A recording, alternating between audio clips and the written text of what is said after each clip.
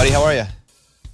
I'm doing great. How are you doing? Hey, I'm doing pretty good. I see the preview of your show, Barmageddon, on. I have a show that just came off USA Network at all, and I follow all the socials now because I felt like I had to. I was kind of guilted into it. So I see all of your clips of Barmageddon. It looks pretty fun. That show looks pretty good. You guys are like playing bar games with, I think I saw Sheryl Crow on there. How did this show come together? So, when COVID hit, and I don't know how it was for your show, it's probably similar, for The Voice, we had to work with stripped down crews, and what normally had a huge studio audience or decent sized studio audience and hundreds of crew. And it kind of was whittled down to no audience, just a handful of camera people and the coaches and Carson. We weren't letting a lot of people in the building at that time. And so you can imagine how long the setups took in between, each thing that we shot there. So Carson and I would just go to one of our dressing rooms and just drink our faces off on these days. And one day we had, that show, Holy Moly. Yeah, the mini golf show. Yes, that was on the TV in one of our dressing rooms, and one of us had the bright idea, man, wouldn't this show be better if these people were drunk trying to play, And so that's where the idea, we were like, man, we could do this, we could make a show like this. And literally he and I have had these brainstorm ideas for years now. We had the idea for a beef jerky company, some weird apps and podcast things that would never see the light of day because we're too lazy to put it together. But we took this drinking game show very serious and followed through with it, Bobby. Barmageddon airs Mondays on USA Network. It's super fun. If you do a season 2, I was a little insulted I wasn't invited to be a part of because one, I have a show on the network, and then two, I thought you and I were semi-cool, and then I never got invited to play the games. And so if you do season 2, I will hopefully be ready for an invite that I'll say. Are you? Wait a minute. Are you throwing your name in the hat for? Yeah. We'll even call it Barmageddon. Yeah. For the episode you're on. And I don't drink, but I'll do grape juice. I don't know. We'll do something. It just it's in the family. We're in the family in so many ways. Blake, I was a little insulted. We'll do some drugs or something instead. Awesome. That's it. He goes way hard. He's like, we know you don't drink. All right, up first, heroin. All right. Oh, gosh. I think because we're able to talk, a decent amount, and we talk a lot. So I ask our listeners sometimes, what would you like me to ask Blake? I got 5 or 6 really quick questions, if you don't mind answering these for our listeners. Number 1. Oh, God, this ought to be good. Okay. It's nothing too crazy, but I'm glad they ask them because I think I lose touch sometimes. Why doesn't Blake Shelton live in Nashville? Well, I did for about right at 12 years. I lived there. I moved there in 94. I was 17 when I moved to Nashville. And then, my plan was always, if I ever got my foot in the door and had some success, I was going to move back home just to Oklahoma. It just Nashville always just felt like where I would go to work, but it never felt like home to me. I'm just from Oklahoma, and that's just how it's always been for me. What is Blake Shelton's favorite NFL team? The Arizona Cardinals, painfully enough. And really? And it just keeps, and it has been for 20 years, 30 years now, that's been my team. And it's just brutal. I mean, it's horrifying. I could even see the look on your face. You look like you just verped. That's tough. It's tough in so many.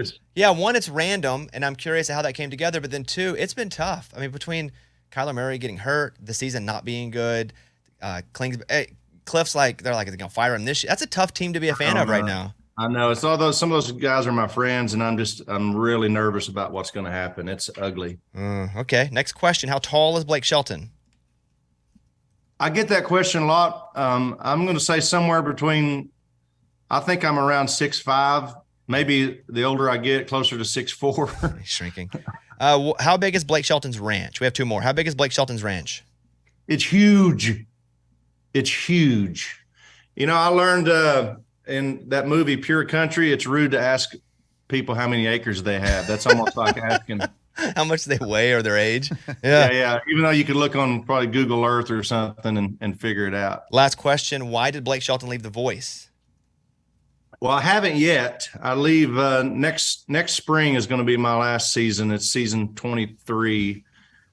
And Bobby, I'm just tired of winning. Yeah, I felt that. You know what I'm saying? It's just so easy. It's, how come I never get a good laugh out of you? It's always like, Well, it's not that part wasn't that funny, but other things you've said were funny. But that one, but you didn't. But the other things you didn't laugh at either. And it's no, like I did a reading couple. weather. You don't give me Reading charity damn weather. laughs. Well, here's the thing: you're a funny guy. You don't give me charity laughs. I don't give you charity laughs. So when we both laugh, we know that was actually really funny. Would you agree with that?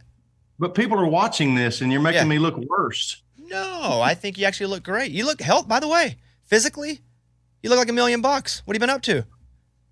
Well, I've been eating. I've been eating well. I've been eating well. See, that's funny because you do look good, and you made a joke there. See, that's it. I laughed at that one. And I love it when the off-camera people laugh. Also, it's like it's like Talk Soup. Remember that show? Yeah. Yes, I do. The song, is it Nobody or Nobody? It's Jimmy Fallon said it best because I was having a hard time trying to explain it, and he said it's like they never found a body. Nobody. Okay. Yeah. No, because Nobody. we say it setting it up, but it's tough. It's good. It's a really good song. And with music, you have the Christmas songs out now. Now, are you about to really dive in and every year give us new Christmas? You gonna do a Christmas tour maybe next year? No. Okay. I love Christmas music, but I never think about, adding to that project. It's only when we're in the studio doing something else and the label will call and say, hey, while you're in there, book one more day and do some Christmas songs and we'll add it to the album. And so that happened this year. And I had booked, the extra day in the studio with Scott Hendricks. But I never really thought about what it was we were going to cut, like ever.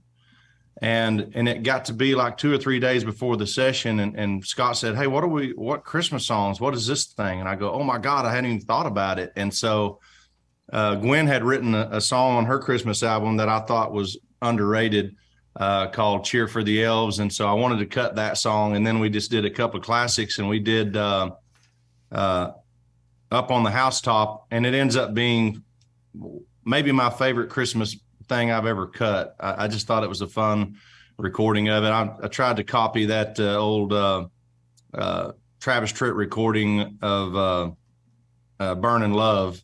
And so we kind of flipped that into Up on the Housetop. There are new songs added to Blake's deluxe version of his Christmas album, Up on the Housetop, Cheer for the Elves, Holly Jolly Christmas. So right now we're eating it up, all Christmas all the time. So, I mean, we got like a week and a half left. Kind of late on the promotion of this, huh, though, Blake? Like 2 weeks ago. Well, I hate it. I hate when people, put up their tree the day after Thanksgiving. And so I'm treating promoting my Christmas album the same way. That's funny. See how he did that? He's quick. He's funny. Yes, okay. That's a good guffaw even. That's a good one. Oh, see. Hey, talk to me about the what? Arkansas helmet there. Is that because you're friends with the Arkansas people, or did Justin Moore or somebody get you that helmet? I am a diehard Arkansas Razorbacks fan. I know you're from there. I know that. My doctorate is from the University of Arkansas. Mm-hmm. I go to games. That's my wife, my dogs, and the Razorbacks are the only things I really care about. Yeah.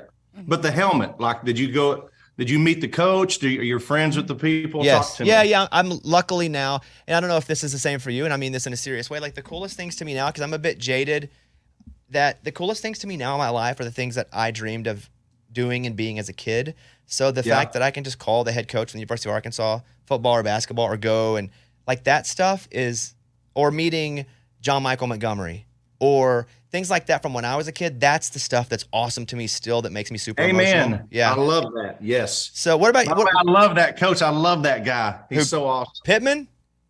Yes. I don't know his name. Yeah, he's awesome. Yeah. What is that for you, Blake, because again, you get to do everything, so nothing is cool except certain specific things. What's still like really cool for you where you're like, this is like what young Blake thought would be awesome? Being able to text with Bill Dance and Jimmy Houston, it blows the brains out of my butt into the toilet, and the toilet flushes itself. Like, can't even imagine that I can talk to those guys. We watched so much Bill dance as a kid, me and Arkansas Keith, my stepdad, that when I see pictures of like, if it's you and Bill dance or Chris Jansen and Bill dance or Luke, because, you know, Luke had this, I'm just like that. They got to be like living their dream. Because I'm sure you watched hours and hours of Bill dance as a kid. We would get up, actually, because they would air Bill dance on Saturday mornings. Remember TNN? It was TNN back then. And so I'd go to a friend's house that had cable, Kurt Gillum, and we would watch Bill dance. And it was like, oh my God, he's the coolest guy in the world. That is the same reason that I love the Grand Ole Opry, is that my grandma and I would watch it either on TNN or wherever it was, because it moved around a lot. And my grandma adopted me and raised me for a lot of my life. Or when it was off TV, because it had its different iterations, we would listen to it on the radio. But that is why even today the Opry is so important to me, and that I do work there and perform there in multiple capacities, because as a kid, I love my grandma so much, and she loved it so much that I treasure that place because of that. Yeah, you're the same as me probably about the Opry House.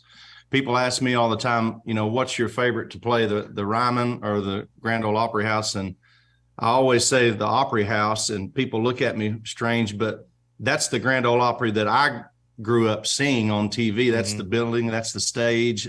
And, you know, and so I get this crazy feeling when I step on that stage.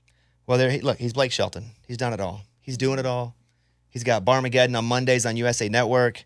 He's got 3 new songs on his Christmas album. Are you touring next year?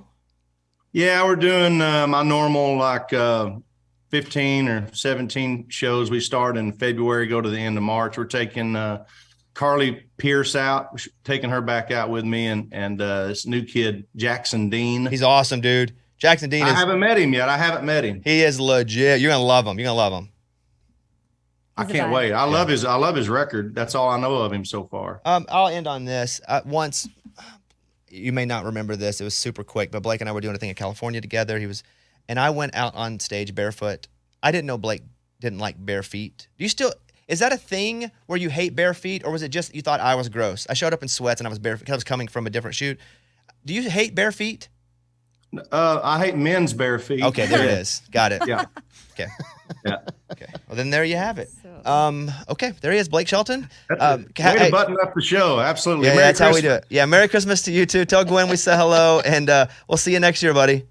Love you guys. All right, see you, Blake.